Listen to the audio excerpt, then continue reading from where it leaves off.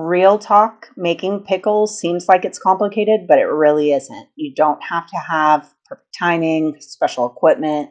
You don't have to overthink it. It's ridiculously simple. All you need for crisp refrigerator pickles is fresh ingredients: cucumbers, some onions, garlic, fresh dill if you have it, and a basic vinegar mixture. No canning, no stress, just ingredients doing their thing. I'm slicing all the ingredients so that they will fit into the jar that I have here. I try to cut pole to pole and cut the root or the stem end off of the cucumbers to keep them crunchy.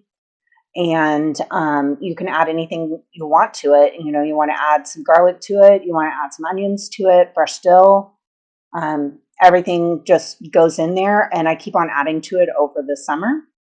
If you'd like the recipe for this and other awesome pickling recipes by me, please visit me over on my blog, over on the long format channel or the short format channel. And I'd be happy to answer any questions that you guys have in the comments. And I hope you guys enjoy these delicious summer refrigerator pickles. Have a great day.